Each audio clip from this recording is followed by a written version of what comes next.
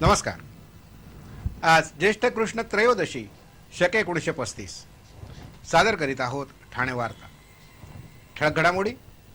राष्ट्रवादी काँग्रेसचे कार्यकारी अध्यक्ष जितेंद्र आव्हाड आणि रिपब्लिकन पक्षाचे रामदास आठवले यांच्या भेटीनं राजकीय चर्चांना उधाण। अति धोकादायक इमारतीमधील लोकांना भाड्यांच्या घरात हलवण्याचे पालिका आयुक्तांचे आदेश आणि ठाणे जिल्ह्याचं त्रिभाजन करण्याची रामदास आठवले यांची मागणी। या आणि इतर घडामोडी विस्तृतपणे पण काही क्षणातच।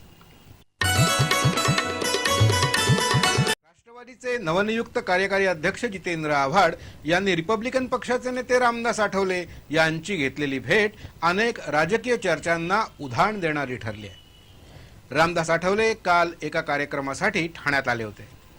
शासकीय विश्रामगृहात पत्रकारांशी ते बोलत असतानाच राष्ट्रवादीचे कार्यकारी अध्यक्ष जितेंद्र आव्हाड तिथे आले आणि नंतर या दोघांची बंद दाराआड सुमारे 10 मिनिटे चर्चा झाली। रामदास आठवले महायुतीत नाराज असल्याची चर्चा असून त्यामुळे नाराज आठवलेंना गळाला लावण्याचे राष्ट्रवादीचे प्रयत्न सुरू आहेत का अशी चर्चा सध्या रंगली आहे। काल सांगली महानगरपालिका निवडणुकीच्या प्रचारासाठी भारतीय जनता पक्षाचे नेते गोपीनाथ मुंडे यांच्यासोबत आठवले सांगलीत होते, पण संध्याकाळी त्यांची जितेंद्र आव्हाड यांनी घेतलेली भेट आणि त्यानंतर दोघांचं झालेलं गुफ्तगू यामुळे सध्या राजकीय वातावरण तप्त झालंय।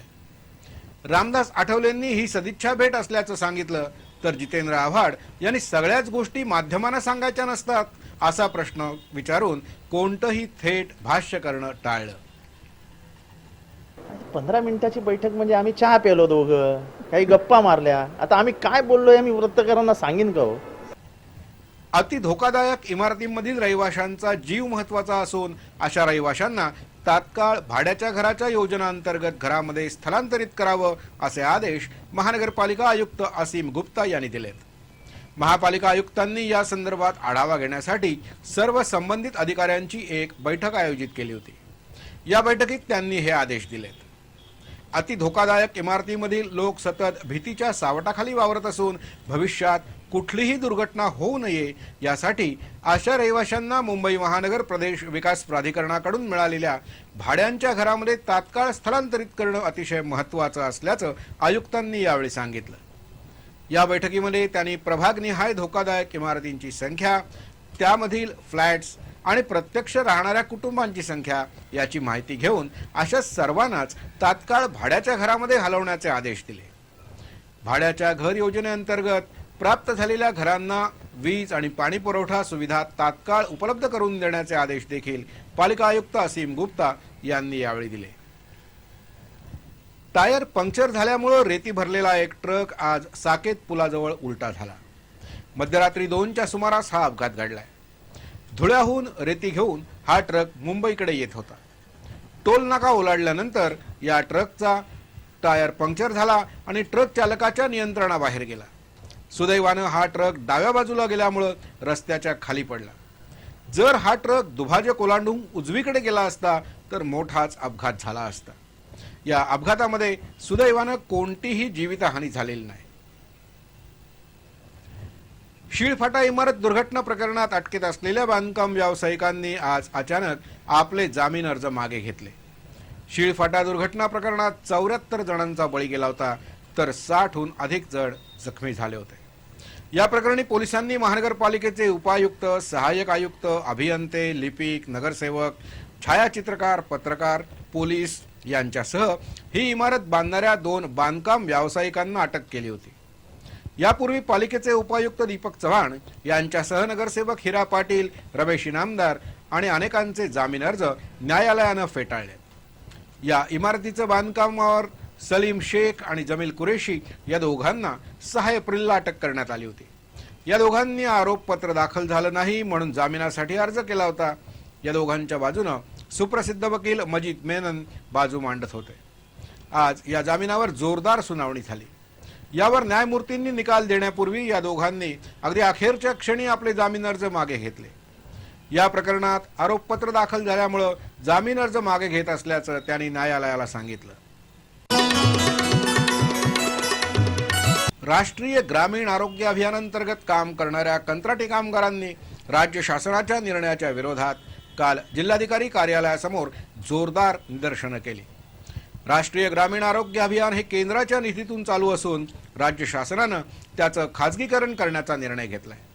या निर्णयाच्या विरोधात ठाणे जिल्हाधिकारी कार्यालयासमोर या कंत्राटी कामगारांनी जोरदार निदर्शनं केली. शासनाच्या या निर्णयाचा फटका सुमारे 20,000 कर्मचाऱ्यांना बसणार आहे.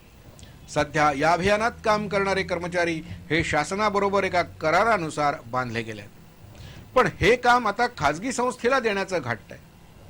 शासनाच्या निर्णयाबरोबरच भविष्य निर्वाह निधी, विमा आणि रजेत वाढ अशा अनेक मागण्यांसाठी हे आंदोलन छेडण्यात आलंय. या संपूर्ण अभियानाच्या खर्चापैकी 75% रक्कम केंद्र शासन देतं. या अभियानामुळे ग्रामीण भागातील जनतेला स्वस्त दरात चांगली आरोग्य सेवा उपलब्ध होते, पण आता या निर्णयाचा फटका ग्रामीण भागातील जनतेला बसेल असं सांगितलं जातं. गेली अनेक वर्ष भिजत पडलेलं ठाणे जिल्ह्याचं त्रिभाजन करावं या मागणीसाठी रिपब्लिकन पक्ष मुख्यमंत्र्यांची भेट घेणार असून प्रसंगी यावर आंदोलन छेडण्याचा इशारा रामदास आठवले यांनी दिलाय. ठाण्यामध्ये एका कार्यक्रमासाठी रामदास आठवले आले असताना पत्रकारांशी बोलताना त्यांनी हा इशारा दिला. ठाणे जिल्ह्याच्या विभाजनाचा प्रश्न गेली 35 वर्ष रखडलाय. यावेळी विभाजन झालं असतं, मात्र मुख्यालयाच्या वादावरून विभाजन रखडलं. जिल्ह्यामध्ये विधानसभेचे 24 मतदारसंघ असून प्रत्येकी 8 मतदारसंघांचा एक जिल्हा करून एकाच मुख्यालय पालघरला आणि एकाच जव्हारला करावं अशी सूचना त्यांनी यावेळी केली. जिल्ह्यामध्ये विधानसभेच्या 24 जागा असून सध्या 11 जागा युतीकडे आहेत. पुढल्या निवडणुकीत या जागा 18 होतील असा विश्वास आठवले यांनी यावेळी बोलताना व्यक्त केला. सर्व जाती धर्माच्या लोकांना रिपब्लिकन पक्षामध्ये आणण्याचा आपला प्रयत्न असून कार्यकर्त्यांना निवडणुकीचं प्रशिक्षण देण्यासाठी एका अभ्यास शिबिराचं आयोजन 9 ऑगस्टला वसईत करण्यात आल्याचं त्यांनी यावेळी सांगितलं. आगामी निवडणुकांसाठी जागा वाटपाची चर्चा सुरू झाल्यावर रिपब्लिकन पक्षाला समाधानकारकरित्या जागा मिळतील आणि सन्मान कार्यक्रम आखून सर्वांना आकृष्ट करण्याकरता आराखडा तयार करणार असल्याचं देखील ते म्हणाले. देशामध्ये ठाण्यात सर्वाधिक अनधिकृत बांधकामं असून यासाठी अधिकारीच जबाबदार आहेत. यावर उपाय म्हणून वास्तुविशारद तसंच संबंधितांना पुन्हा बांधकाम करण्याची परवानगी नाकारल्यास अनधिकृत बांधकामांना काही प्रमाणात तरी आळा घालता येईल असं रामदास आठवले यांनी सुचवलं.